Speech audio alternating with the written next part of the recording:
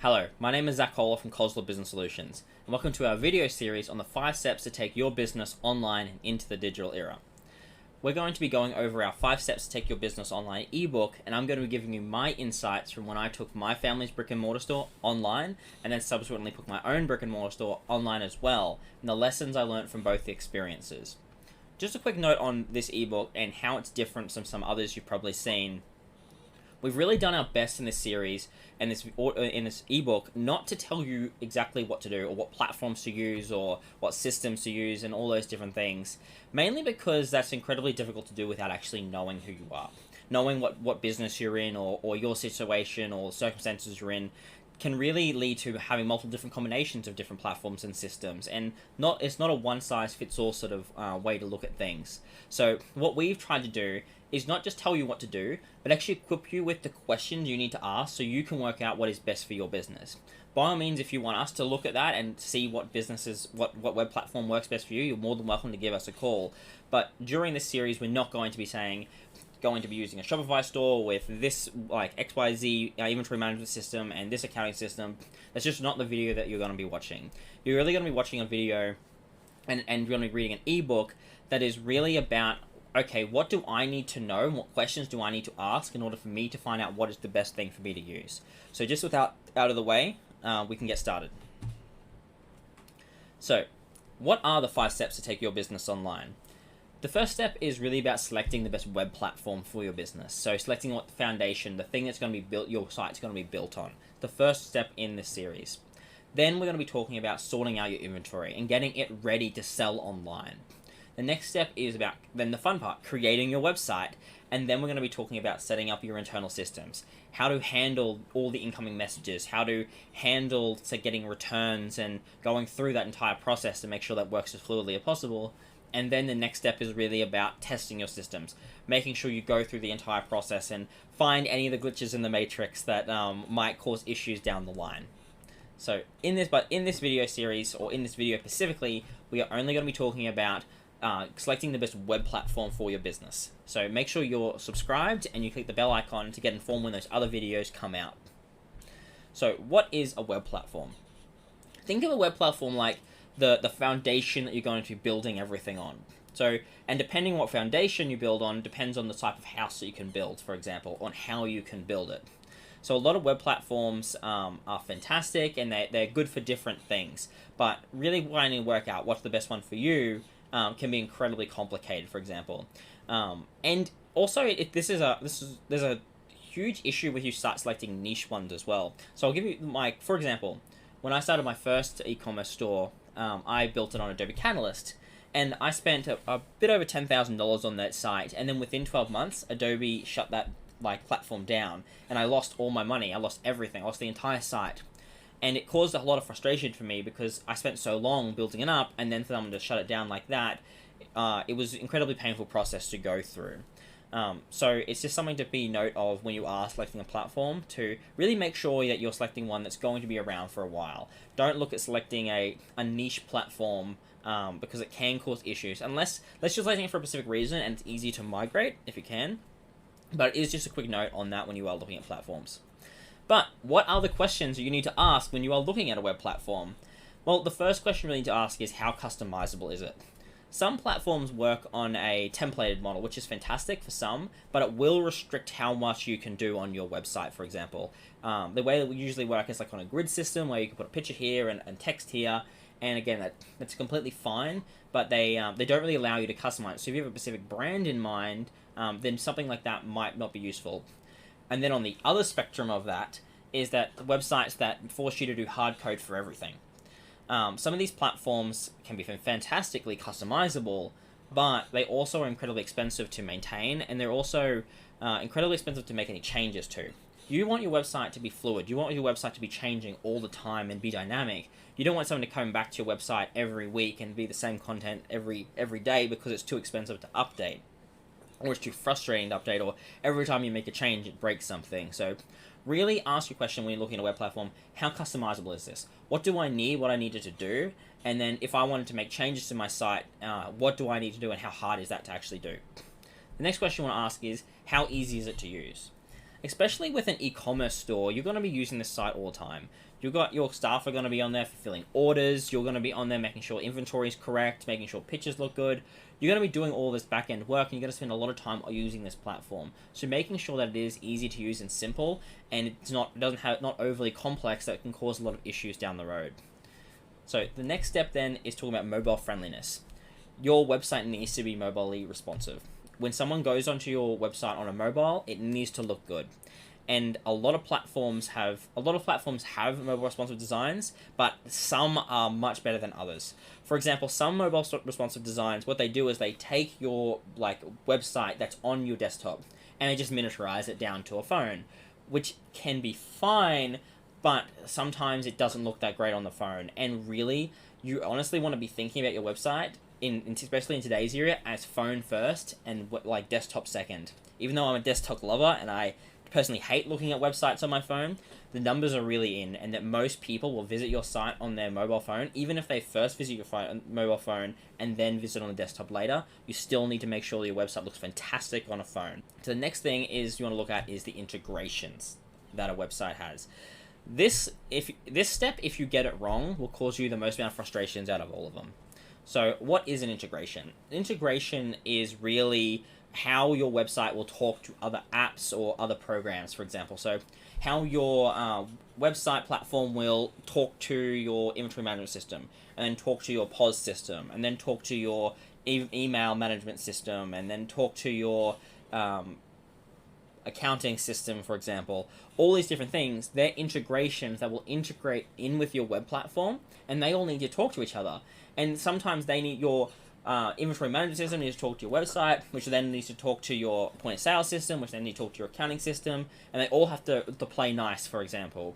And finding one that sort of fits that sort of jigsaw puzzle can be incredibly difficult. But if you find one that works really well, it can save you a hell of a lot of issues down the road. And it's really one of the issues that you really want to make sure they do have reliable updates. A quick note on this, though, too, is if you are a brick and mortar store now and you're using a legacy system, say, when I say legacy, I really mean an older style system, especially an older style inventory management system, like the old school Reckon accounts and things like that, you may find it incredibly difficult to go online with that system. A lot of those systems don't play nice or don't even have any integrations at all with anything outside. And this will mean that you will have to migrate from that system over to a new system. And that migration is honestly going to be the most painful part of the entire process of going through actually building out your e-commerce store, because moving your inventory from one to another, in theory, should be a simple process, but in my experience, especially if you have a large inventory amount, is never fluid and causes a lot of issues. But we will dig more into that when we talk about sorting out your inventory and really selecting your web system and your inventory management systems to make sure they work together, and what your inventory management system really needs to have in order for you to go online and get online ready. The next thing you want to talk about or look at is SEO friendliness of the web platform. Some web platforms, the way they work is really, they think about they give you this sort of base, right? But then you add all the different things to it. So you start with this thing, and then you I bolt this thing on here, and you duct tape this thing on here, and you create this sort of Frankenstein monster, for example, of a website, which looks fantastic on the front, but can run incredibly sluggish. And as they go through, actually, I forgot, we should probably talk about what SEO is. For those who don't know, SEO is search engine optimization. So search engine optimization is really just how high you rate in search engines. So when I type in pet supplies into Google, how high do I come from that ranking? I mean, this kind of is for Bing as well, but let's be honest, mostly for Google. When you're looking at how you rank above someone else, for example. So when you type in something into Google, and the people at the top have everyone that's higher in that list has better search engine ranking than the person below them for that specific keywords that you've typed in, for example. So that's what SEO friendliness is. And by having this Frankenstein monster of a website, what it can do is it actually make your website run slow. And when Google comes along and indexes your site, and it's really looking to see what's the quality of the site, and it takes that into account and says, how fast does this site run? And if it runs incredibly slowly, then you can index you lower than everyone else, and that can actually affect your SEO. Of course, SEO has many other things that go into it other than just speed. For example, like keywords and metadata and alt text and all these other different things, which are really outside the purview of this video. But most web platforms or most reputable platforms should have a strong SEO base. It's really that speed thing that I find that most of them differ a lot on how they actually get there. So it's definitely a good question to look at and ask for your website. The next thing you want to look at is how reliable is a platform and what is their customer support like. A lot of really good web platforms should have a really good uptime. So what uptime means is how often is your website up and operational for customers. For example, how is it down, or is it actually people can go on there, or is it crashing regularly? If you actually go, I've seen this on a web platform the other day. It had 99% uptime. I was thinking to myself, well, that's great, but 99% uptime still means it's down like 5 days of the year. And if those 5 days of the year are over my sale period, well, that's I'm not going to be very happy about that, am I? So the next thing you want to look at, other than just checking if it crashes regularly, is look at the customer support that goes along with that. I've seen this. This is something that's recently I've seen advertised. People or platforms like say bragging about not having mobile phones or not having phone support, for example. This is utterly stupid. Trust me, if you are if you're an e-commerce store and you're looking at running a sale, for example, and you spend thousands of dollars on a marketing thing, let's say a Black Friday sale, and then your website crashes over the weekend that you're going to run this sale after you spend all this money on marketing, you really want to be able to call someone on Sunday night, if it has to be, and you want to get someone on the phone to fix the issue. You don't want to have to be messaging someone from Singapore and waiting for them to message you back 3 days later. It's incredibly frustrating when you have to deal with a system that doesn't have phone support, especially when you're dealing with people overseas who their customer service might be questionable at best, especially if it's an issue that they can't solve straight away. So really checking reviews of those platforms to see if the customer support and how often the site crashes is incredibly important. Something that does actually add into this a little bit is when you're adding applications onto your site, for example. So if you're adding an app to your site and it crashes the site, it goes the same for that. The app might be the one you have to call, not the platform. So when you add an extra like a third-party thing into your platform, just make sure they have good customer support as well. The next thing is how scalable is the platform. When I say scale, the real thing you want to be looking at is bandwidth, for example. So what bandwidth is think about it as like the pipeline of information that goes from your computer or out of your website to the users at any one time, for example.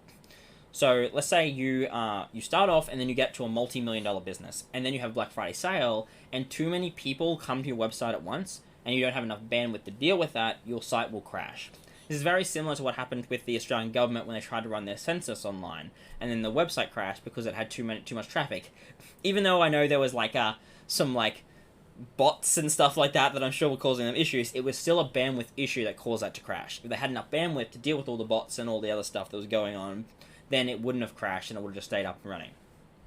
So that's when you really look at scale.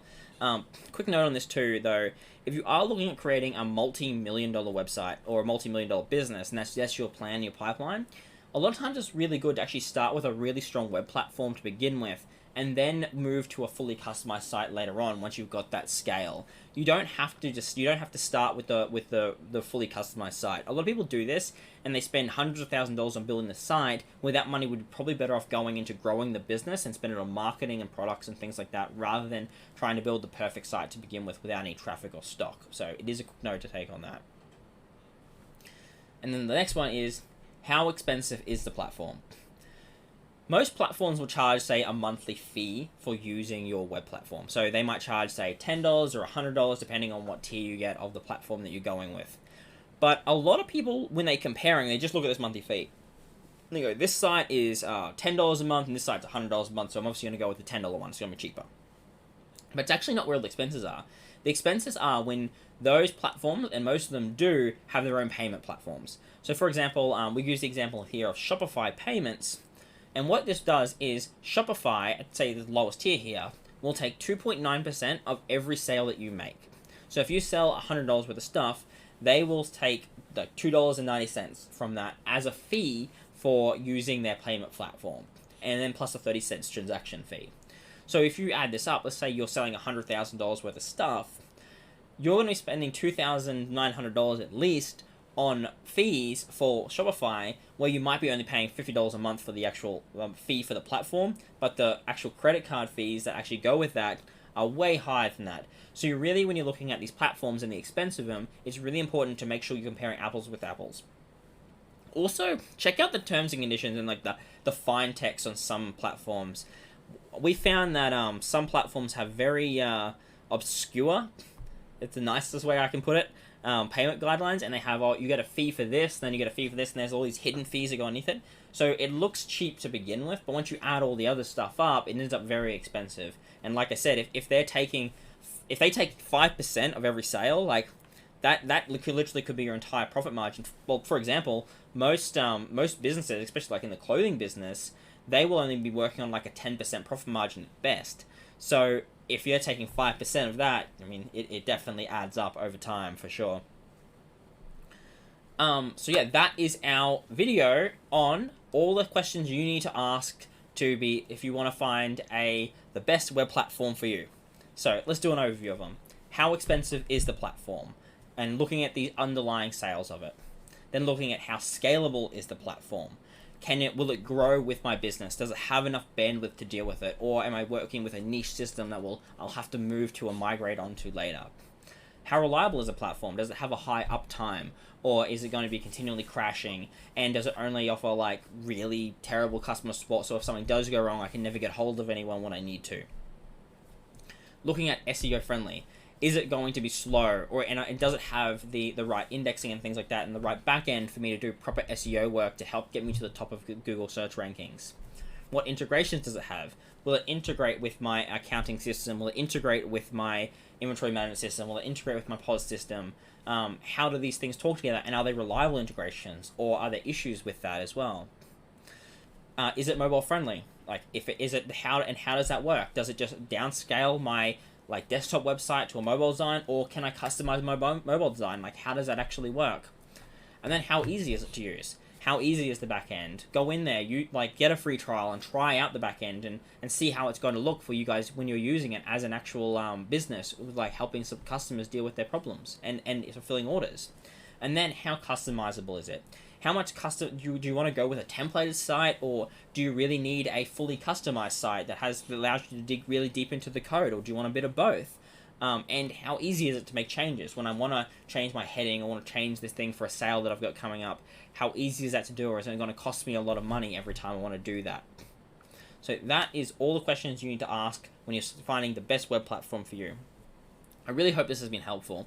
If you have any questions, please feel free to message us. And if you're currently using a web platform that you really love, please comment down below, and I'd love to see what you're using and have a conversation. But thank you so much. Subscribe, like if you liked the video. Remember to hit the bell icon too, so you can stay tuned for our other videos coming up when we start talking about how to sort out your inventory for selling online. Thank you so much, and we'll talk to you later. Bye.